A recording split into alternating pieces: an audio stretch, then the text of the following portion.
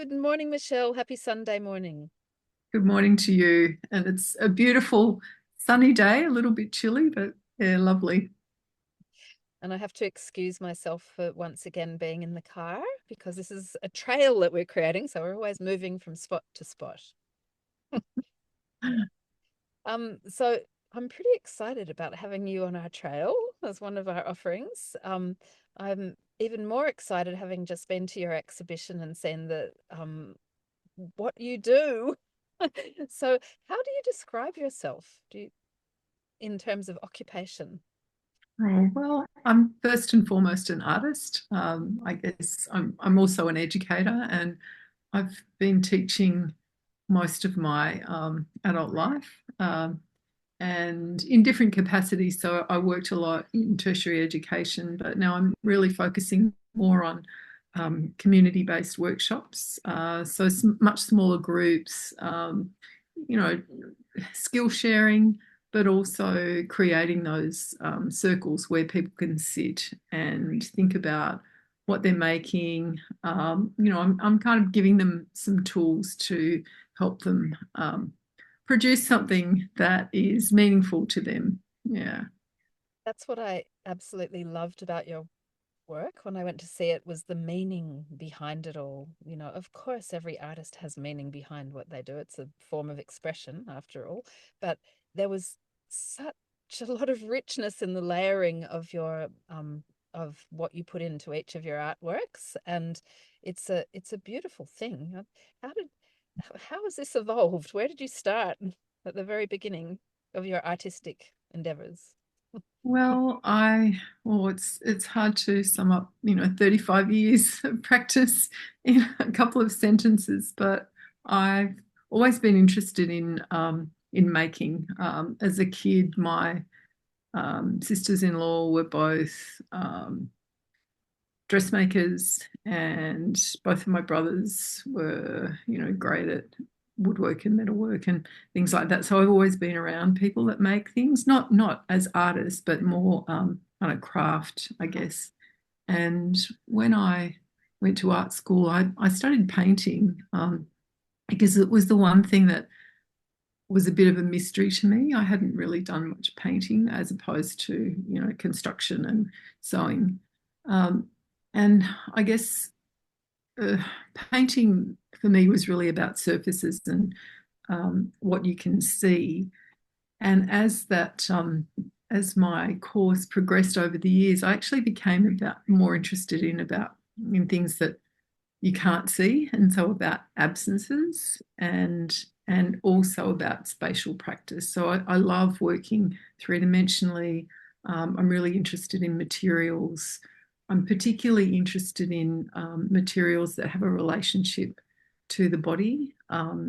So things that work as intermediaries in in the way that we live. So clothing, furniture, things that can sort of stand in for us. Furniture is made to the shape of the body, so so that it fits with our body, and clothing is the same. So I do work a lot with found objects, garments, clothing, um, sheets, those kinds of materials. And I guess what ultimately draws me to those is how they can uh, bring meaning to the work that I make, but also make my work accessible to an audience or to people that come and see it.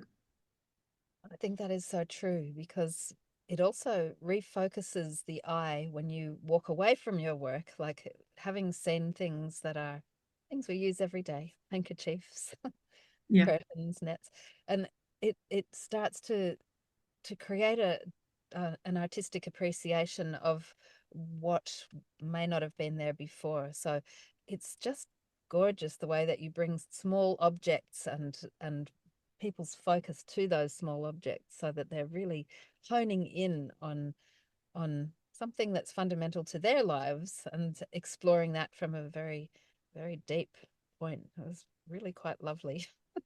Well, thank Mm. you. And I love also that you've swung through your life from, art and all its highbrowness Yeah.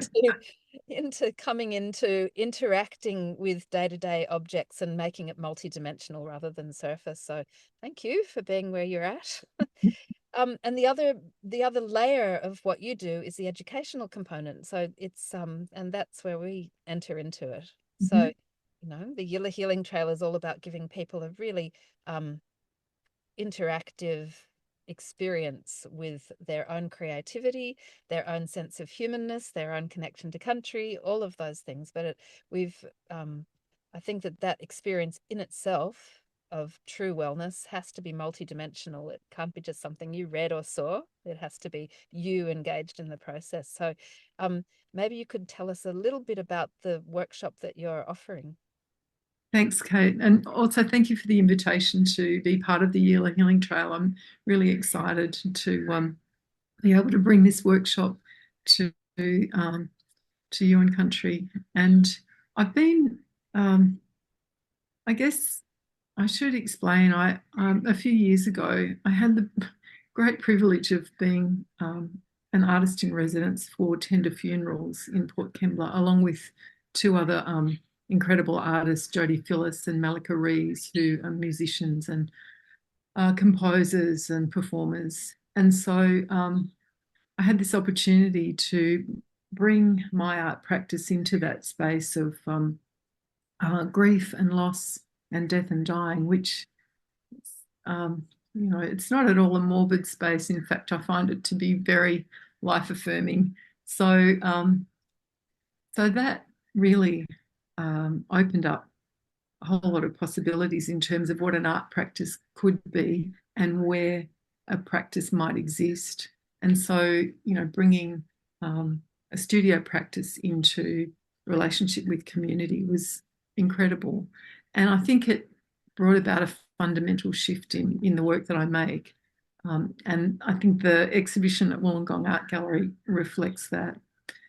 Um, so I've been working with someone who lives in Western Australia on shrouds and how we can bring a shroud making workshop to community, but one that really is about opening up the space for conversations about death and dying and the kinds of rituals that we can bring back to those to that time, in someone's life or in a community experience, a family's experience, where you can offer something to that person, and whether it's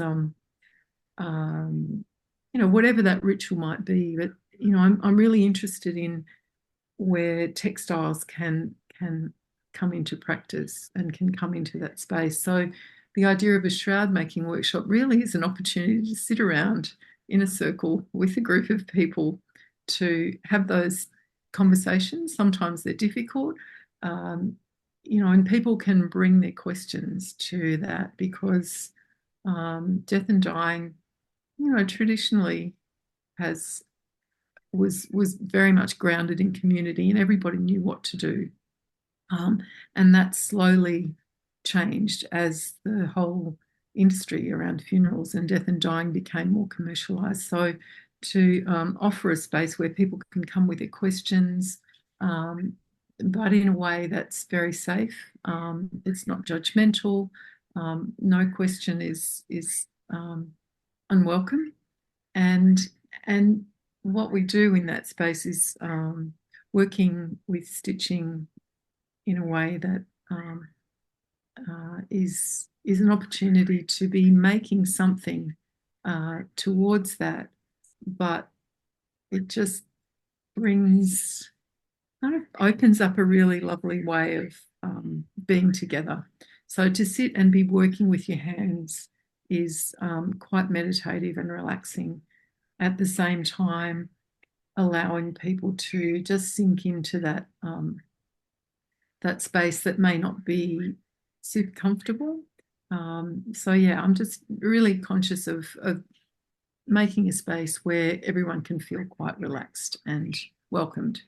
I think thousands of aunties would agree with you, as Oh, yeah. across this country, everybody who sits in weaving circles and you know, has they have their hands moving, and with your hands moving, it starts to shift your mind too, doesn't it? I think, you know, if we're talking, just to use another whole system of thinking about what you're talking about, when we move our hands, if we're talking about yoga in the Mm. mudra sense, or if we have acupuncture points in our hands, these fingertips are related to the mental activity in both our small intestine and also our brain. So I think that it really does shift you while you're integrating and moving your hands. Then it starts to open up new realms of exploration. And when you make the focus death and end of life,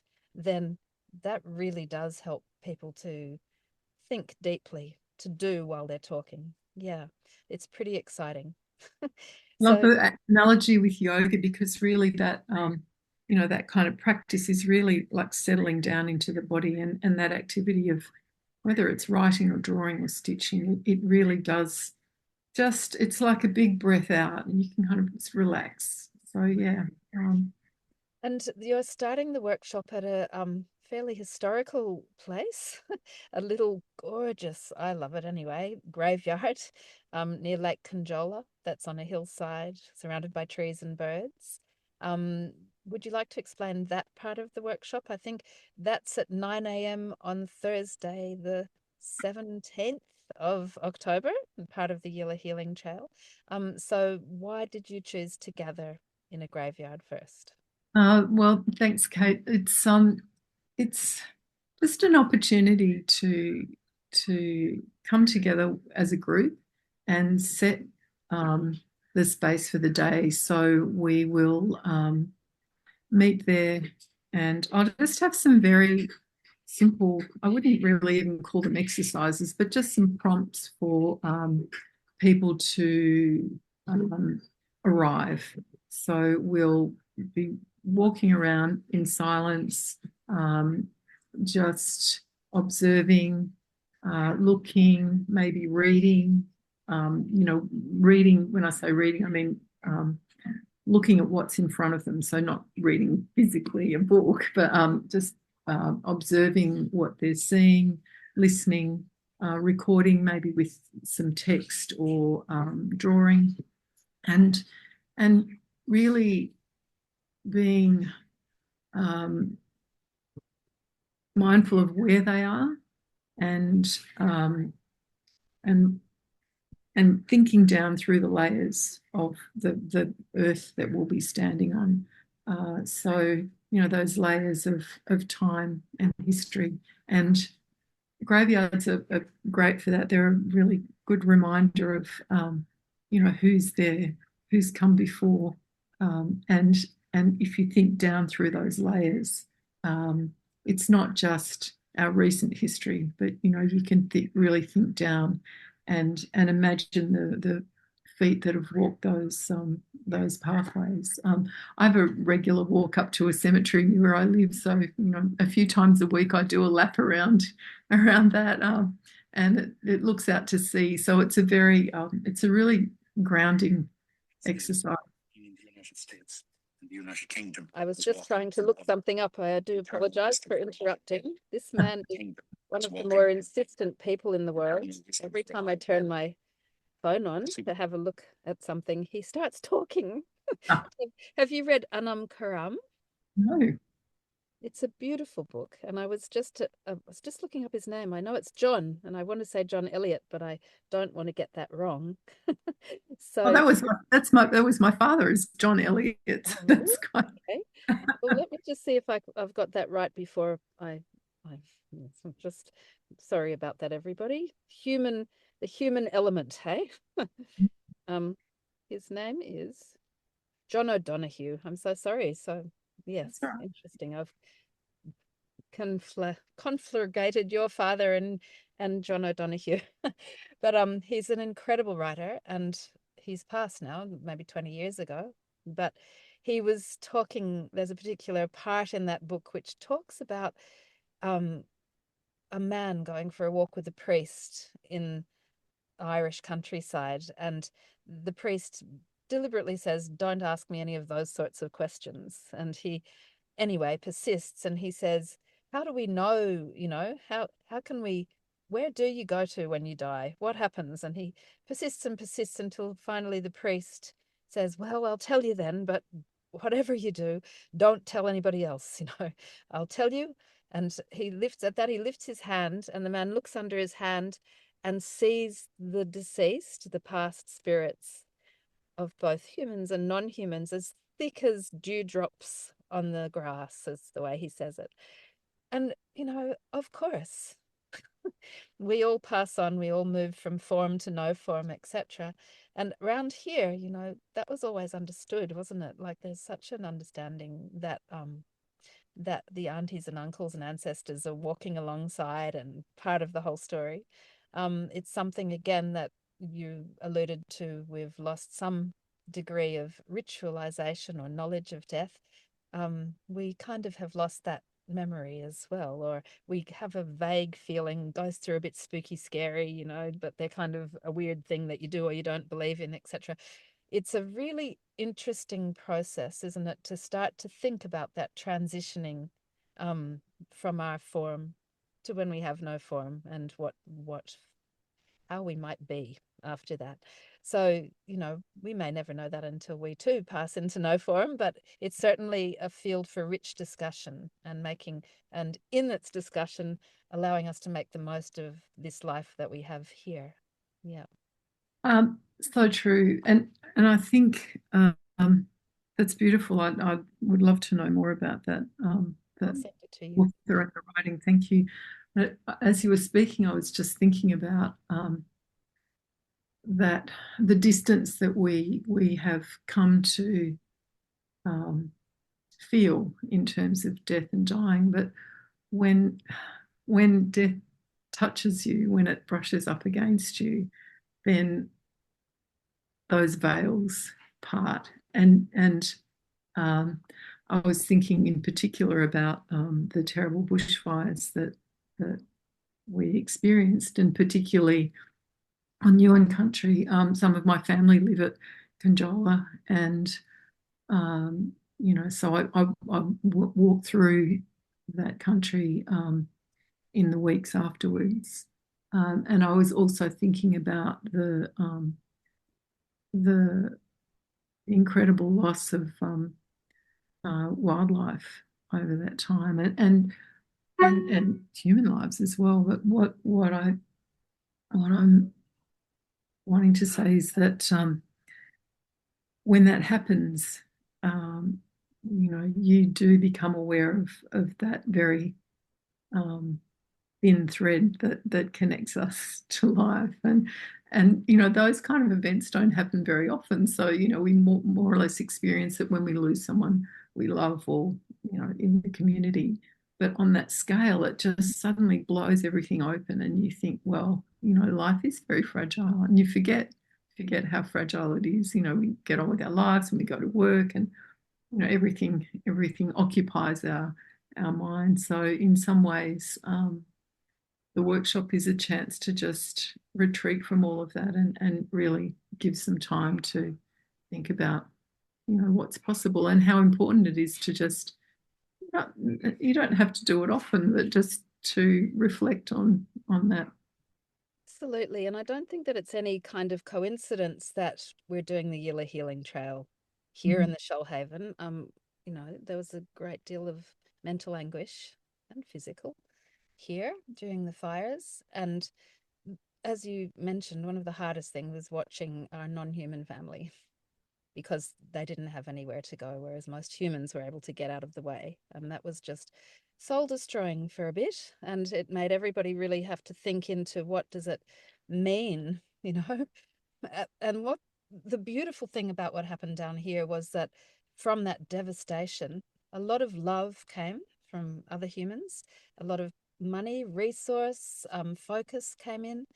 And basically nature took care of itself. So where we'd have that black, black, black emptiness, suddenly it was full to bursting with greenness and new shoots and new growth, and the trees that everybody thought would die did not. They sprung epiphytes and did incredible things.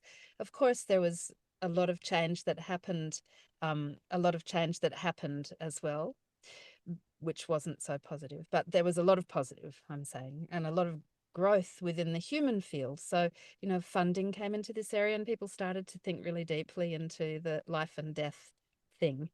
Um, and we're actually working very hard to activate all the graveyards here. So, the bereavement, I want to call her bereavement boss, bereavement counselor for Shoalhaven Council. Jessica Wilshire has been really behind what we're doing, and we're activating many graveyards with all kinds of interesting things. And you're one of those interesting things, and thank you for that. Just so that people can really start to look at death in the context of life before it. And we'll also be focusing a lot on birth as well. So, the whole human span needs to be focused on. Yeah. It's one huge thing. I was actually listening to the program God Forbid, as one of my friends was talking on that program, and it's great. It's called The Art of Dying. I recommend it. So there's a palliative care specialist and Jackie Bale, Dr. Jackie Bailey, who's interfaith minister and a funeral celebrant, amongst many other things, and another person whose name I've forgotten. That um, they were just talking about how so much attention is given to birth and the planning of a birth, and months or sometimes years. And she said, if only we did the same with death and dying, so it's sort of like a bookend, really, instead of, I mean, it's not always possible, but, there's things that you can do. And I think sitting around making shrouds or planning shrouds is really an opportunity to just open up that space for conversation that, it's not always easy, but it's a way to then take that back with you, to sit with your family or those people that are close to you, and say, hey, this is maybe what I'm thinking about. Yeah, I think just contextualizing that again within the Yila Healing Trail. Down here, we've had a lot of focus on birthing on country, and Wominda, who's an incredible organization down here, has received really good funding to set up a birthing on country facility and to train people culturally about what that is, to really bring that back to community. But there's also the question of dying on country. And, traditionally, the death ceremony, the ceremonies, the death, everything would take a good long while, and people would gather from here, near, and everywhere to come together to really respect and move on, because it's such an important transition for the community as well as the person who's passed. So, I think that's next. And I hope that what you're doing and what everybody else who's coming down to do bits and pieces around the death part of the equation, can start to open those doors and have people start to think a little bit further. So I'm really, really happy that you're going to be part of it. It's just delightful. I'm so glad that you've been enthusiastic and said yes. Is there anything else you'd like to add before we call it quits? Well, just to say that it's a very welcoming space. Don't be put off because it's about shrouds. We've I've run quite a few of these workshops here in New South Wales, but also in Western Australia, and each gathering is very different. People, depends on who's there and what people would like to discuss or um, end up with at the end of the day. And also, it's fine to not know as well, to not know what you want to do, or what you might plan something and then come away with something completely different, and that's fine. And some people have come to the shroud making workshops and not even made a shroud. They've just come and made little tiny embroideries or written in their book, and we had one person come who arrived and just immediately slept for 2 hours in the sun, because that was what they needed to do. So it's anything and everything is welcome. I would just say one thing though, if you're planning to come, bring some lunch because we'll be in Wandandian. And the other thing that is really nice is not to have to leave the space. So just bring everything that you think you might need, and I'll let you know what you need to bring in terms of materials. But yeah, please, um, and if anyone has questions or concerns, they're very welcome to contact me, and yeah, we can have a chat. But thank you again, Kate. Thank you, Michelle. That's really fabulous. And I hope that a lot of people take up this offer. I really do. Thank you for meeting with me today. Thanks, Kate.